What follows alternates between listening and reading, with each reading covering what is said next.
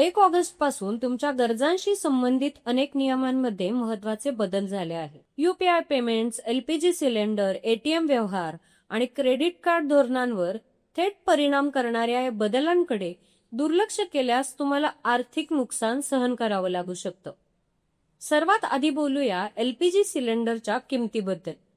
दर महिन्याच्या 1 तारखेला एलपीजी सिलेंडरच्या दरांमध्ये फेरबदल होत असतो. सरकारी कंपन्यांनी 1 ऑगस्ट पासून कमर्शियल सिलेंडरच्या किमतीत बदल केलाय. काही शहरांमध्ये किमती वाढल्या आहेत, तर काही ठिकाणी किंमत कमी झाली आहे.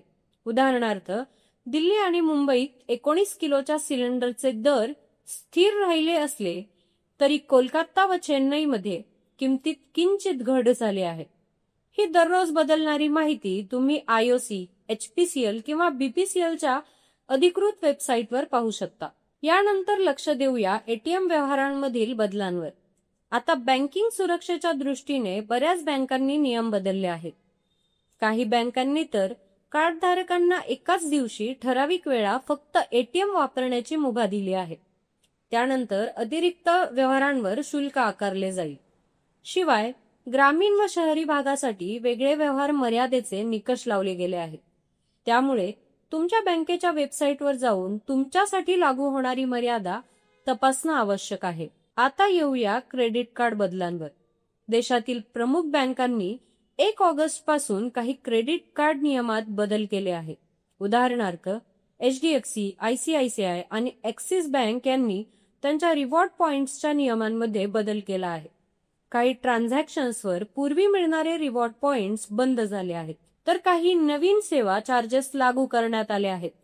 काही बँका आता ईएमआय पर्यायांवरही सेवा शुल्क आकारू लागल्या आहेत. त्यामुळे कुठलाही व्यवहार करण्यापूर्वी नवीन नियम आणि अटी नक्की वाचा, अन्यथा अतिरिक्त खर्च ओढवू शकतो. सोबतच व्यावसायिक डिजिटल पेमेंटवर परिणाम करणाऱ्या निर्णयात आयसीआयसीआय बँकेने जाहीर केले आहे की 1 ऑगस्ट 2025 पासून पेमेंट ॲग्रिगेटर मार्फत होणाऱ्या यूपीआय व्यवहारांवर ट्रान्झॅक्शन फी आकारली जाईल. वैयक्तिक वापरकर्त्यांवर या निर्णयाचा कोणताही परिणाम होणार नाही. मात्र दुकानदार, रेस्टॉरंट्स आणि इतर व्यावसायिक संस्था जे आयसीआयसीआय बँकेच्या माध्यमातून यूपीआय सेवा वापरत आहेत, त्यांच्यावर या शुल्काचा परिणाम होणार आहे.